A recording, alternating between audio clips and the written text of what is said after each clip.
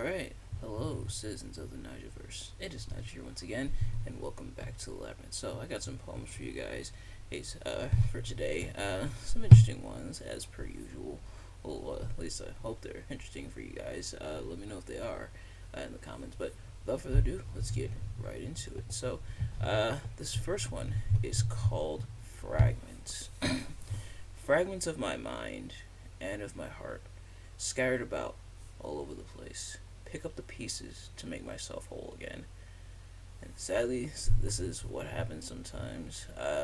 Not just to myself, but a lot of people where we feel kind of incomplete and kind of all over the place. And usually it's because of something that's happening in our lives that we're having some trouble taking care of or adjusting to. But it does happen, but you gotta pick yourself up again and pick up the pieces to pick yourself up again, and if that makes any sense. But this next one's called A Moment. A moment, just a moment, seems so short and yet so long. Time standing still for just a moment. What happens in that moment, only time will tell. But never allow the moment to pass you by without making it worth it. Oftentimes, moments come and go in life, and our goal is to make each moment last, to make each moment worth it. And sometimes we accidentally let the moment pass where we're like, oh, I should have did this in the moments. But reflecting on it, looking back on it, sometimes perhaps it wasn't the right move to do something in that moment. But every moment, it may be more important than you realize if you really stop to think about it. But this next one is called Back Then. Think about back then, when life seemed so simple. The only things to worry about was what to wear to school the next day, the weekend playing video games, and that big test you forgot to study for. All seemed like distant memories floating away. And I think I wrote like a poem similar to this, but pretty much talking about like back then, how life seemed so simple back then. That's what a lot of people say. Man, life seems so simple. Well, back then, all you really cared about what was the latest thing going on not like having all these worries and these responsibilities that you have to attend to and take care of. But sadly, that's part of being an adult growing up, especially in the world we live in nowadays, where it seems like a lot more stuff is piling up, and then all the stuff happening in the world, it weighs on you, you know.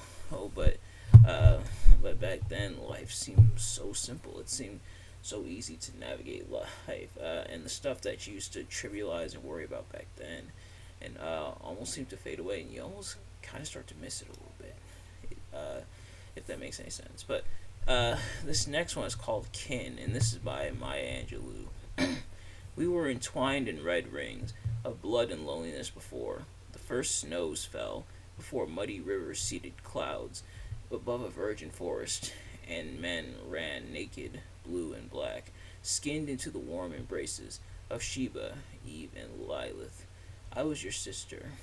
You left me to force strangers into brother molds, exacting taxations they never owed or could even pay. You fought to die, thinking in destruction lies the seed of birth. You may be right. I will remember silent walks in southern woods and long talks in low voices, shielding meaning from the big ears of overcurious adults. You may be right. Your slow return from regions of terror and bloody screams raises my heart. I hear again the laughter of children and see fireflies bursting tiny explosions in an Arkansas twilight. So Maya Angelou, very very prolific poet and speaker and everything. And he's talking about this poem here. Now, some of the themes I'm picking up in this poem after reading it possibly could be talking about slavery and or her ancestors, all the things that they went through, trying to survive and things like that. Hoping that the future, her generations won't have to worry about these things, and talking about not just kin but like sisterhood, which kin of course means like family and stuff, but talking about like sisters and everything, how she's related to the people she's talking about here, which does let's kind of lean in a bit more towards my theory here about how this being about her ancestors and slavery and everything. We see men running, of course, the slaves escaped, tried to escape the plantations and everything, and trying to hold out for the future generations. Just some of the themes I'm picking up from these poems. I could be wrong though. Let me know what you guys think in the comments. But that's why I love poetry, because even if I interpret something a different way than others, or even the author meant the poems we interpreted, it still opens it up for discussion, which is awesome. And then this final one is called "Homage to My Hips," and this is by Lucille Clifton. These hips are big hips.